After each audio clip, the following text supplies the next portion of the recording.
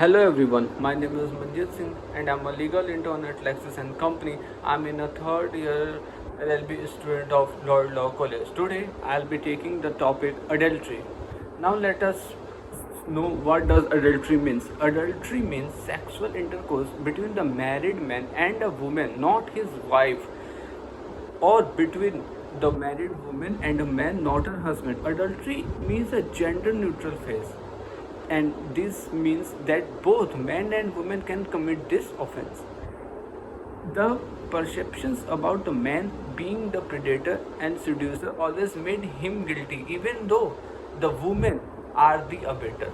Live-in relationships are formed upon in society, but they are not considered unlawful as long as they are in the nature of marriage and neither persons have a living spouse. Now let us see, why do people commit adultery? What are the reasons behind that committing an adultery? Usually when a spouse physically or emotions needs are not met by their own spouse, they seek to meet their needs from someone else, leading to adultery. When they have unchecked desires, this is the matter of issue of lust. Physical or sexual desire is a gift from God, but it is a gift desired to be managed. This gift must be managed, not because slaves to, and when someone has who has these unchecked desire enter into a conjoined relationship marriage, and the unbroken habit of indulging in the sexual desire eventually surfaces after they married, they commit adultery. Now let us move to the laws of adultery in India. Adultery was previously penalized under the section 497 of the Indian Penal Code, making it a criminal offence. Critics contended that section 497 commit attempts to impose and introduce in the lives of the two consenting individuals.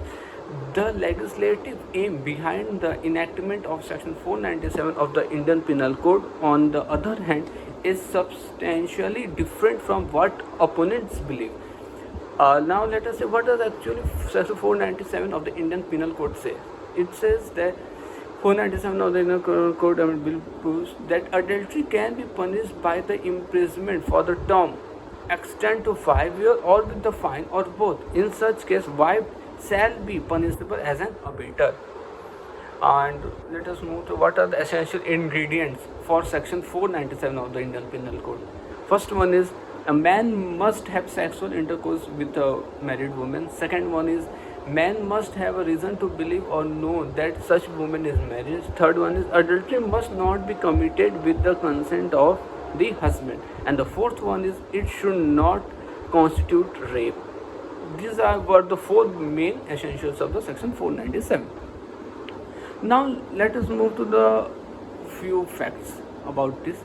On September 28, 2018, the Supreme Court unanimously threw down a section 497 of the Indian Penal Code which deals with the adultery. Justice Deepak Mishra, Justice Nariman, Justice Chandrachud and Justice Malhotra made up the bench of 5.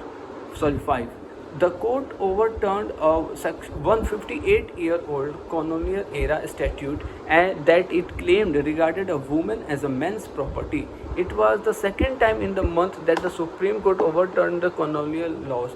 There was also one of the overrated 157-year-old colonial law was also overthrown, that was the prohibited gay sex. Today adultery is not a crime. Now it has been only been a ground for divorce. So from the above facts we can conclude that the adultery is still a legal reason for divorce. It's not been a crime, but it's a legal reason for getting a divorce. Notwithstanding the Supreme Court's opinion that the legislation incorrectly considers women as male's property, as the result it might be considered something that imposes a fair restriction, implying legitimate limits to sexual liberty. Criminalizing the settled trust in a marriage does not result in a couple returning to a happy life, or does not it affect society or social behavior? Thank you. Please like, subscribe and comment on my videos and on my channel. Do comment your questions on the comment box if you have any questions with regards to this video or with regards to my previous video. But lastly, this video does not solicit any type of promotion or advertisement as per the guidelines of the Bar Council of India. The sole purpose of this video is for the educational purpose only. Thank you.